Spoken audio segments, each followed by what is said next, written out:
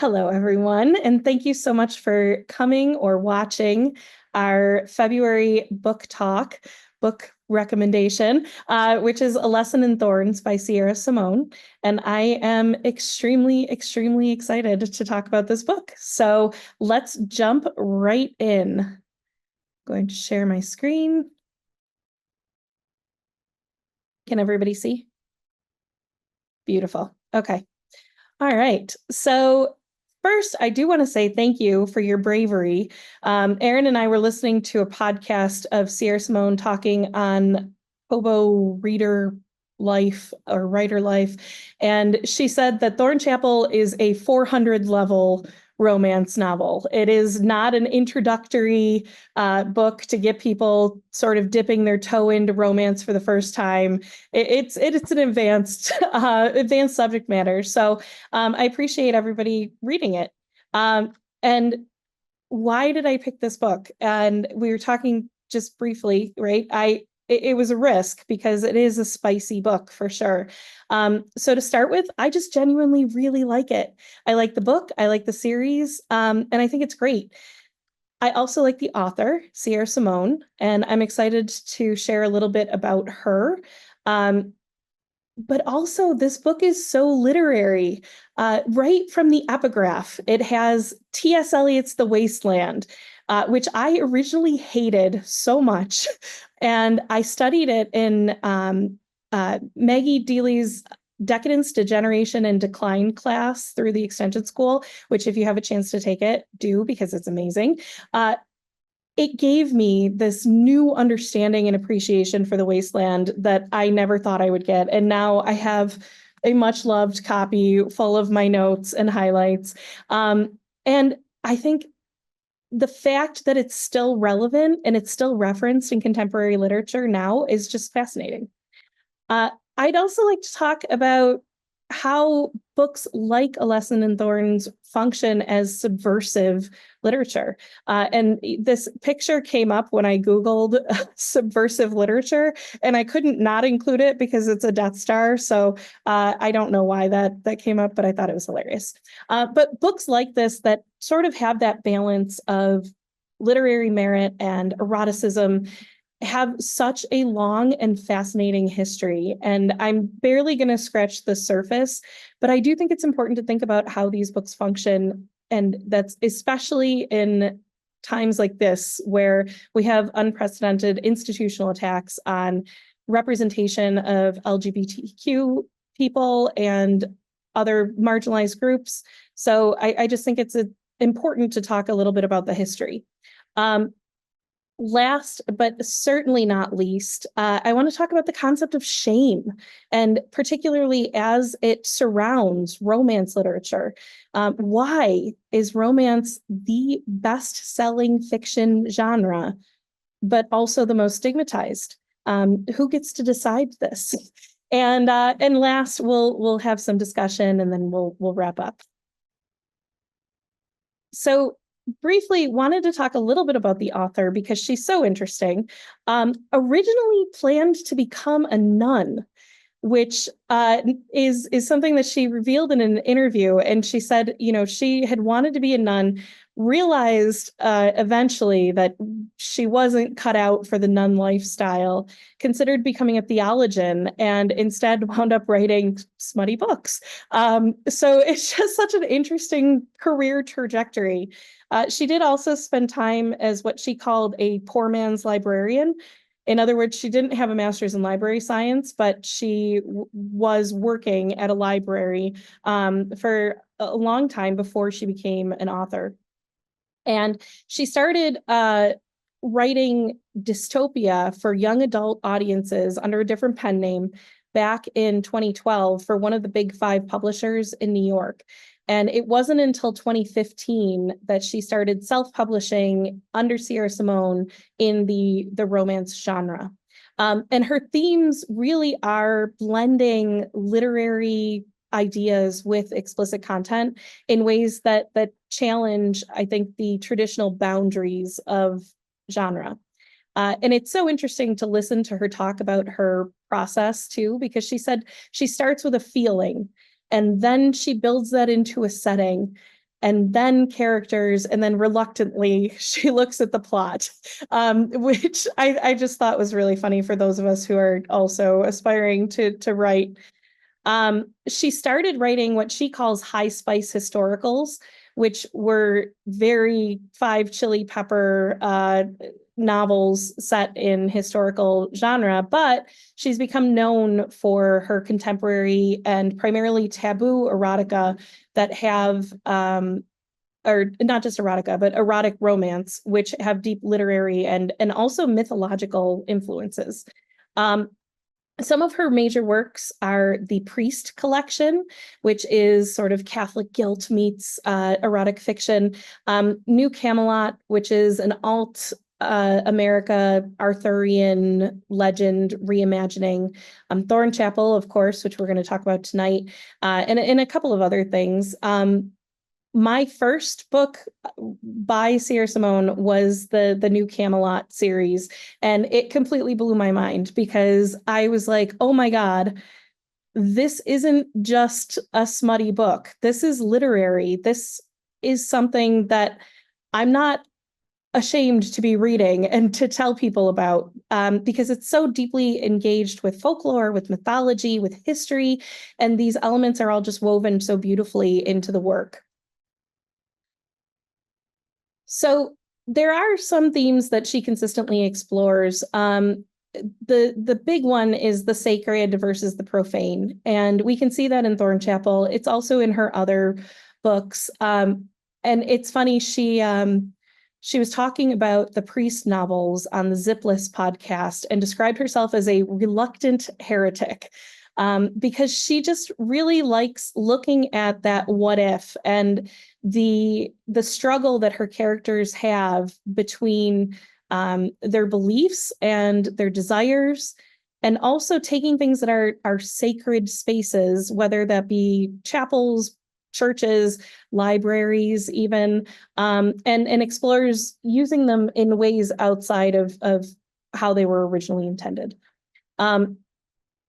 And the Fisher King mythology appears throughout her work quite a bit, and we're going to talk more about that in a minute, so I won't say too much. But she employs a lot of these sort of mythic archetypes, the maiden, the sacrifice, the priest or priestess, and you see these in Thornchapel, but also beyond that.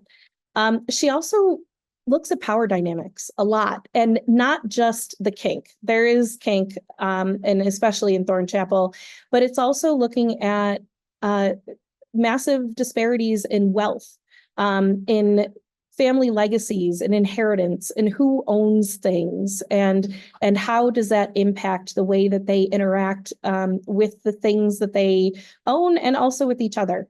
And of course, BDSM is used as a vehicle for exploring these power structures. And it's done very well, I think, which of course it's subjective, but consent is always explicitly negotiated. And I think that that's something that is missing from some contemporary kinky work that is definitely covered really well by Sierra Simone. In her words, her signature technique is creating messy people, making messy choices, and putting contradictory traits in characters, and then just looking at how those contradictions coexist within these individuals. So it really adds a lot of depth to her work that transcends, I think, the typical expectations for the genre. And what we get is fiction that functions on multiple levels. It's engaging romance, it is erotica, certainly, but it's also mythic retellings. It's these literary explorations of desire, of spirituality, and these subversions of traditional narrative structures. So the book itself, A Lesson in Thorns. It is the first book in a quartet. So there are 4 total, which if it feels like the book isn't quite finished, it does have of course, a complete story within, but there's quite a bit more after that. And it's really interesting. The book was recently re-released through a traditional publisher. So I have the original indie cover, which is a little bit spicy, but it was re-released with what Sierra Simone called a library-friendly cover, and it's a Yes, thank you, Kendra. It's purple with some flowers on it. And that was meant to, I think, help expand the audience, but also make it so that the traditional publishers could market it without concern. At a very high level, the narrative is centered around these 6 childhood friends who reunite at Thornchapel. And genre-wise, it blends this sort of classic Gothic mystery, Gothic novel in that tradition, with folklore, with contemporary romance, with dark academia, is a word I've seen thrown around a lot in reviews of the book. And yeah, we have a first-person narrator, which is Poe, and her experience is obviously direct. Really interesting, and I'm not sure if everyone noticed this, because it took me, I think, the 3rd time I read it before I did. But the other characters' points of view, which are present in the story in multiple parts, are in 3rd person, but also they have titles, which none of the Poe chapters do. And the titles make up, as you go through, the Salve Regina, which is Hail Holy Queen, which is a Catholic prayer. So it's introducing this sort of Catholic liturgical, I don't think I've ever said that word out loud, but liturgical language into the narrative that is exploring the tension between Christianity and paganism. Also, the prayer is associated with mercy and protection. So it suggests that these characters might be in danger, which is a very interesting way to introduce that. Not really a spoiler, but the next book does shift to also include Saint Sebastian's first-person point of view. So we have I chapters from both Poe and Saint Sebastian. And that continues as the 4 books go on. The narrative itself sort of becomes more communal and more expansive with the way that she chose to write these points of view. The setting is the manor itself, Thornchapel, which is fictional, but it's set in an imagined version of Dartmoor. The surrounding forest, the library, that beautiful library that I just want to be real so that I can live there and never leave. The nearby village of Thorncombe makes an appearance as well. And it's makes so much sense that Sierra Simone said she starts with setting and after the feeling, because I think that the setting acts as its own character. And you hear that said a lot, but here it really has its own presence in a lot of ways. Yeah, it's alive, right? Thornchapel is alive, and not just in the figurative sense, but it demands things of its inhabitants. And I think it was Beckett. I didn't write down where the quote came from, but it's from the book. And he says, Thornchapel knows my name and the crooked corners of my heart, and it wants me to make promises that I'm going to keep. And that way of talking about the place as though it is a sentient being continues throughout. And I think we can really feel that with the atmosphere that Simone creates throughout the book.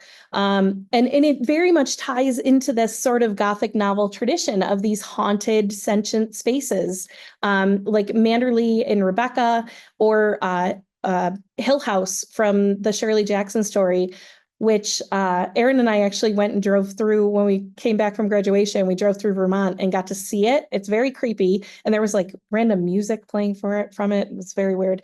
But it is the tradition of these spaces that exist as their own beings. And it also connects into the mythic landscapes, places, the Chapel Perilous, or Avalon, which are these liminal spaces where characters are in some way indelibly changed before they leave. Thornchapel doesn't just hold secrets, it keeps them, which I think does just such a really nice job of establishing this overarching aura that colors every other part of the book. Okay, so why am I so excited about The Wasteland? The Wasteland celebrated its 100th anniversary in 2022, which is crazy because it's still so prevalent. If you're not familiar with it, it is an epic poem that portrays decadence and desire as symbols of cultural decay. So it opens with April is the cruelest month. Instead of the spirit of renewal, it's all very dark.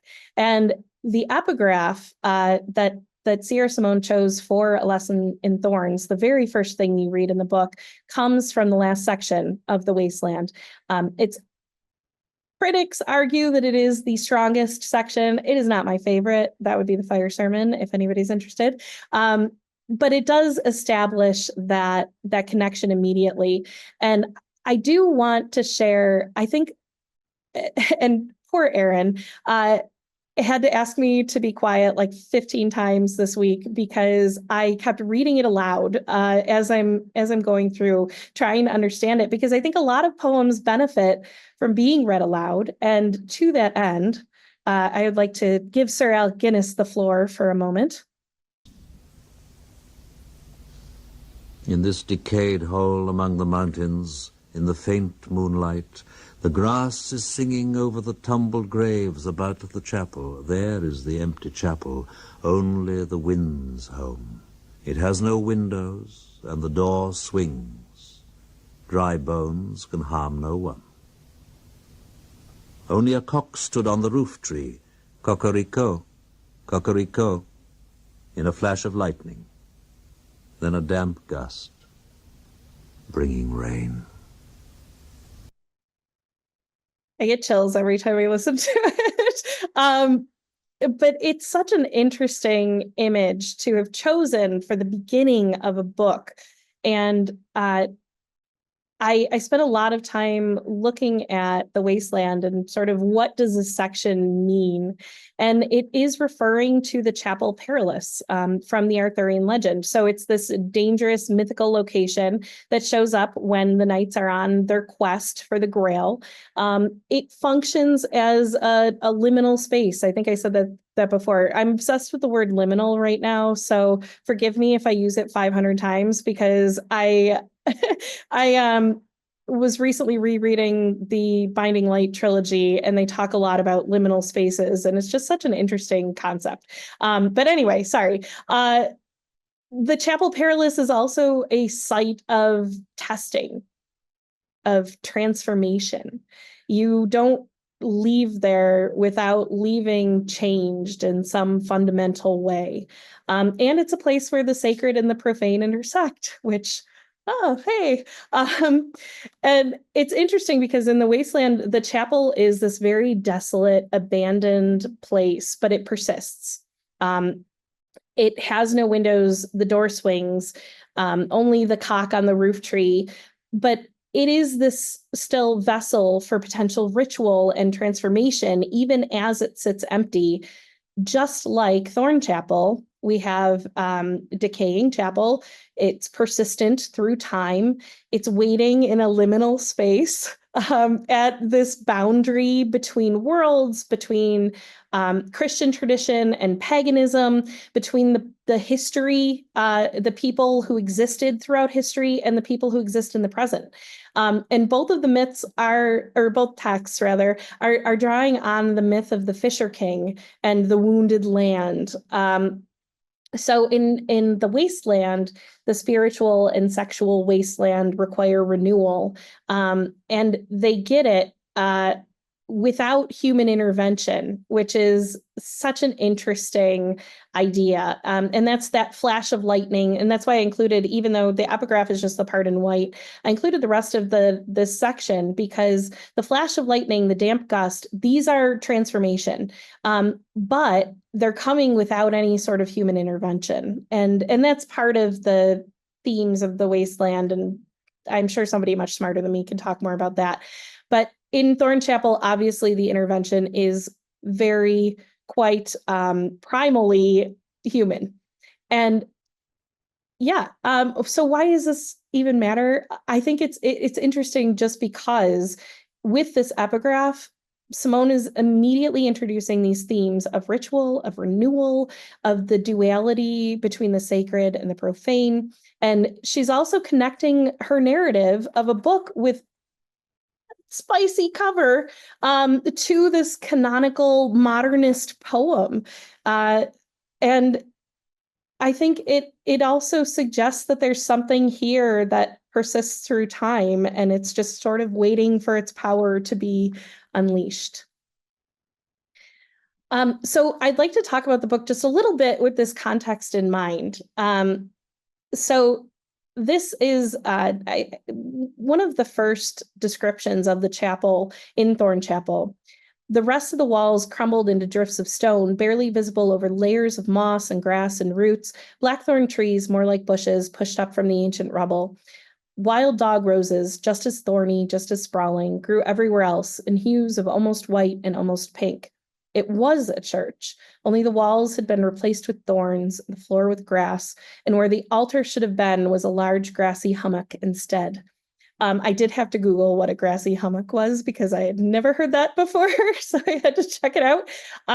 But it's this chapel, once this place where people would worship, that has been reclaimed by nature in a very visceral way. We have this altar, the most sacred space in the church, transformed into a grassy hummock. So it's this return to sort of pagan earth worship, and it's decay, right? It's decay depicted just like in the wasteland, but it's suggesting that from this decay we have renewal. We have these roses growing, and yes, they're thorny, but there's also life here. And by reconnecting with these ancient practices, more life will come. The Chapel Perilous isn't the only tie to this Grail imagery and these Arthurian themes, which you also can find quite a bit in the New Camelot series. If you're interested in that sort of thing, it is a little less weird, but a little more weird in different ways. But in our Arthurian legend, we've got this Holy Grail that I think everybody is familiar with as a symbol of longing and denial. And those who seek aren't worthy, or they just get a glimpse of it and then it's taken away. And this aligns very much with Auden's arc in the story. He is a dominant in terms of the relationship. He's powerful in terms of his wealth, his privilege, but he's also very haunted, and he's always looking for something. He needs to control things and understand them. And I loved the moment after the spanking scene.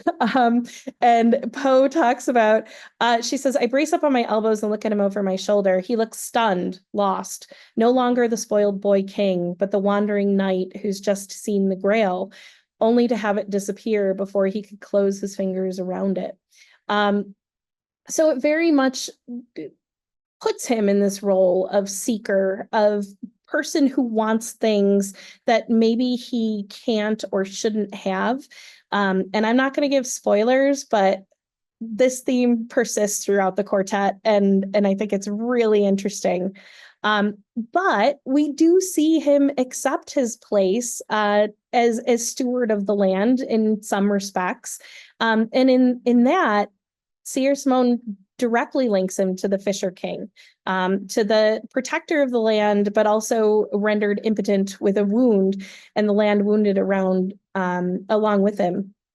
And there's this very much sort of kingly description, and I won't read the whole thing, but it's not just that he's standing there, the king. It's also where they say, we're the imaginary kingdom, I think dizzily, it's us. So they're part of his story, and that's the Fisher King myth as well.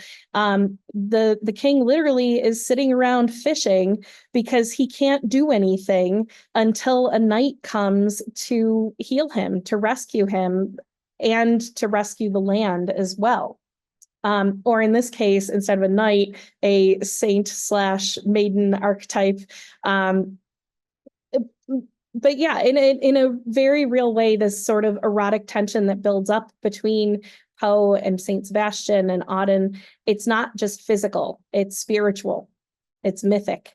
It's this battle of power, of devotion and discovery. And I think it also reinforces the idea of submission as power, which does run through the novel. And it's very much that question of who has the control. And that's part of this power dynamic exploration that Simone does throughout Thornchapel and in her other work. But it's a good question. Who has control in BDSM, in relationships, in mythic kingships? So you have the Fisher King sitting around waiting to be saved. So ostensibly he has the power, but the idea very much is that sometimes it's the one who kneels, who is holding the power. So shifting gears just a little bit, beyond the literary allusions, A Lesson in Thorns participates in a very long and storied tradition. I didn't write that down. That is 100%. Yep. Of literature of this type as subversive text. So works that give voice to marginalized experiences and desires. It's there's so much historical context of pulp fiction, not the movie, which I know Aaron always perks up when I say that, but of pulp fiction, of romance, of erotic novels. And these genres have consistently provided space for exploring relationships that are outside of the mainstream. Oscar Wilde, of course, very famous, enough that I just put his picture instead of a specific book. There are works much older than that as well.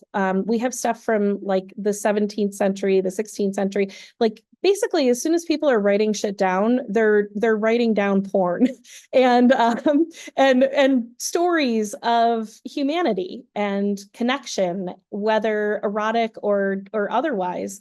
But a lot of these texts are acknowledging relationships in ways that more mainstream traditional publishing isn't. So readers are able to get representation and also validation from these works. And I think A Lesson in Thorns continues this very much in its portrayal of bisexuality, polyamory, non-traditional relationship structures more generally. And by normalizing this, it's challenging those sort of heteronormative assumptions about what love and desire is supposed to look like, is supposed to be. And contemporary romance in general really do play a big role in helping to normalize diverse relationships and create imaginative spaces where readers can explore aspects of identity or sexuality that otherwise just might not be explored.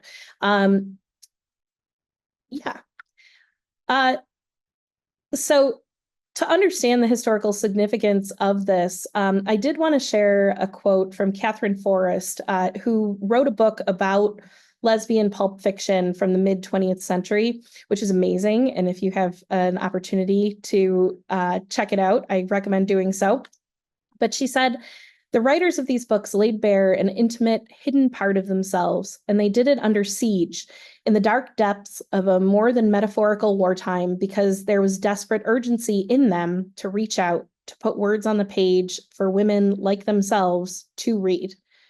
And I think it's really worth thinking about and celebrating the courage that was required to create work like this, especially in such hostile environments. And one of the things that is, I think, the most fascinating is that you see a lot of marketing much different from the actual books. And it's because the copywriters who were writing the cover art and the blurbs on the back would craft the covers and the marketing to satisfy censors.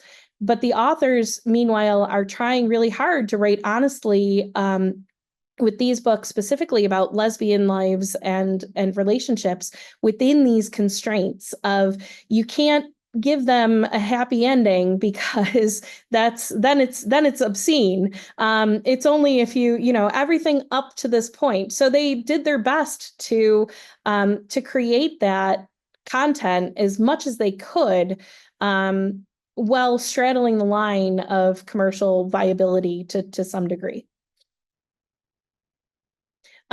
Katherine Forrest also said, and this just gave me chills, so I wanted to share it with you. I found it, meaning her first lesbian pulp fiction novel, when I was 18 years old. It opened the door to my soul and told me who I was.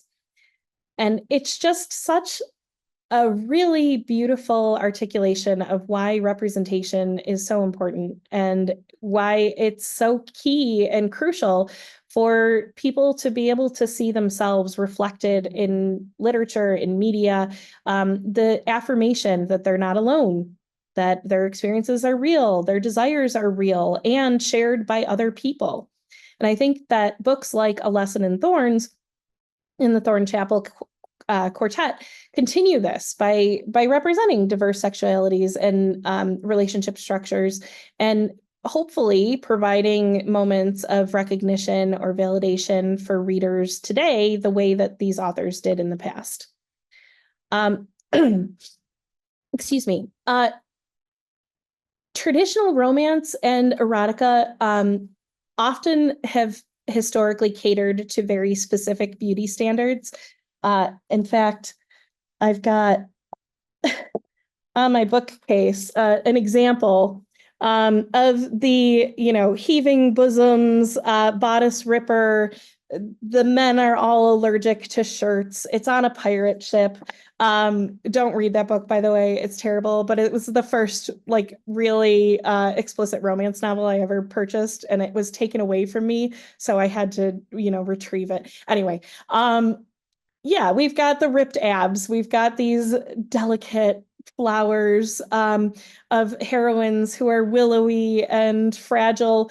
That's not what romance is anymore. And over, I would say, the last 20 years or so, which I keep saying recently in my head, and then I realized that I've been reading articles about this for 20 years, so I'm so old.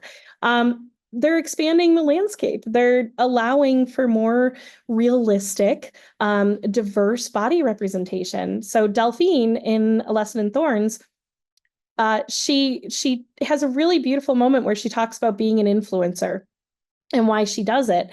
And she says, I needed to feel like all the parts of myself were real and that they were real all at the same time. And she's articulating this idea that I think exists very much outside of this novel. This is not a fictional experience, but she's not just a fat character. She is a fully realized person. She's stylish, she's sexual, and she's unapologetic about the space that she claims. And that is something that just, 13-year-old Dani would have absolutely just been transformed to have had that kind of representation of, there's I don't have to just make myself smaller in order to exist in the world. And I think that this also very much connects to queer representation, to disabled representation. And it's very much breaking away from this idea that only certain bodies are worth desiring, are worthy of feeling desire. There are contemporary series, popular series, that have main characters who are deaf, who are blind, who are paraplegic, who are amputees, who are suffering from chronic pain, who are neurodivergent, you name it. And I don't want to say most because I don't necessarily know, but of the ones that I have read, they're not focusing in on the disability or the different body type. They're not ignoring it, which I think is also important because, then we get into erasure but it's just a fact of life for a fully realized character going about their business. They're they're falling in love, they're having big misunderstandings, they're reconciling, and they're living happily ever after. And, when they happen to be searching for an apartment together, they need to look for counters that are lower to accommodate the partner who's in a wheelchair. And yeah, this is just such a radical concept that I really appreciate, and that makes me very proud to be a vocal reader of and advocate for the romance genre. That said, it is important to acknowledge too that this history isn't all full of these beautiful stories of liberation, and I did mention that a little bit, but Marianne Meeker said when she re-released a book in 2002 that the only restriction she was given was that it couldn't have a happy ending because otherwise the post office might seize the books as being obscene. And there was very much this requirement for tragic endings in queer narratives and in narratives where people dared to go outside of the norm. And it reflects, I think, the fear that very much permeated society. And you absolutely see that in the trial of Oscar Wilde, and it continues through decades and decades and decades of censorship, of suppression. Publishers and authors were operating under constant threat, and it shaped the stories that could be told. And you do see, though, this sort of emergence of this these sort of word of mouth type of stories. And actually, A Marvelous Light touches on this a little bit, where they have pamphlets written by the anonymous author, a Roman, and they're homosexual erotica. And they're basically these pamphlets that you could only get from behind the counter of this one seedy bookstore. And you only found out about it because, somebody like-minded told somebody like-minded who told you. And I think that that's something it continues to a degree, because the ability of contemporary authors like Sierra Simone to write about these very taboo, non-traditional relationships with joy, with pleasure, with hopefully happy endings. I won't spoil the quartet, but they represent significant progress, even as these challenges sort of continue, which we're going to talk more about in a minute. So I would be remiss if I talked about romance and I didn't talk a little bit about shame, and the cultural attitude toward explicit content in particular, especially, sorry, Erin, not sorry, content consumed by women. And it remains very complicated. Romance and erotica readers often face judgment despite these genres' immense popularity. And I think that this disconnect is part of this sort of ongoing tension about female desire and sexuality in our culture. And there's also this distinction between high art and low art and literature. So I want to think about this and this sort of shame factor and why we hide what we read. Romance is, and I said this earlier, but I just want to really dig it in, the best-selling fiction genre. It is a $1 billion annually industry, and it accounts for somewhere in the neighborhood of 1/3 of all published fiction every year. It's 1/3 of all fiction is romance, but it remains the most stigmatized. And why? And I think it's great that we see books like A Lesson in Thorn with these library-friendly covers, and e-readers, such a powerful tool to be able to sort of read whatever you want without having to face the judgment of others. But again, why? And I think, obviously doesn't exist in a cultural vacuum. It is a genre that is centered on women, written primarily by women, consumed primarily by women. And I think that it is connected to this historical and ongoing dismissal of women's interests, of women's experiences, of women's desires as being just as valid and just as nuanced as that of men. And I think we just have to think about chick lit, beach reads. We said earlier, you look at a cover and it's like, oh, that's probably a beach read.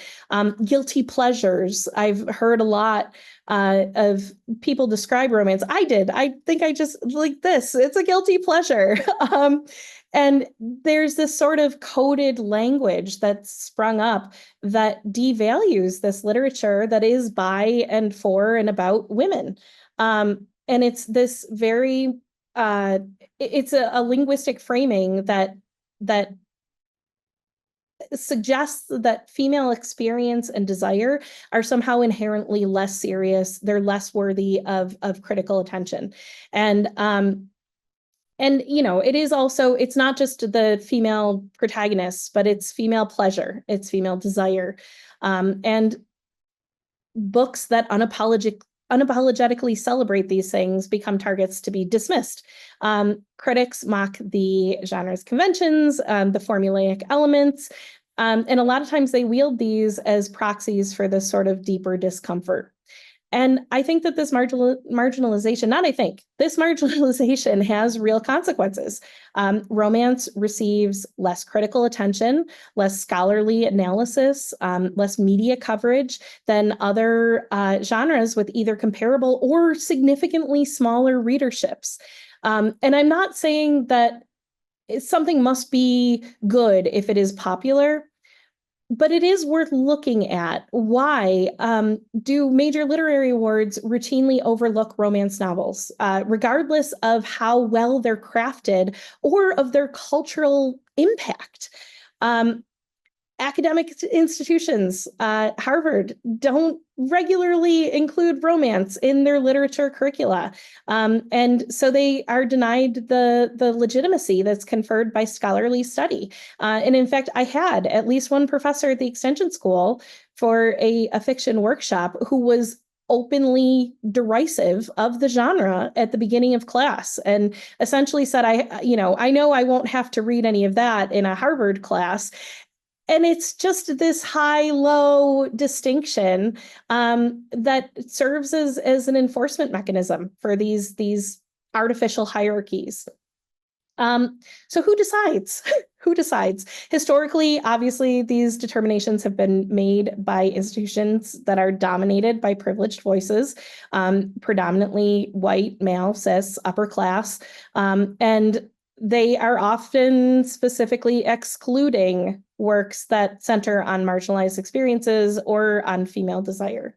And I think these patterns of exclusion become clear. And something like A Lesson in Thorns directly challenges these distinctions by combining something that has such literary merit. We have the allusions to Eliot, we have the mythological depth, the complex character psychology with these expressions of joy, of desire, this explicit content. And in doing so, I think it really questions the assumptions that underlie these categories and shows us that these works can be both intellectually engaging and sexually explicit, and not in a way that is demeaning or winds up in the woman dying, which I'm sure there's a literary term for, but these can be both entertaining and profound.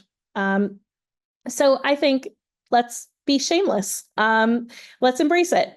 Dismantle these artificial hierarchies and recognize that we don't have to be embarrassed by what we're reading, and that they can be instead this opportunity for celebration, for connection with each other, and even subversion.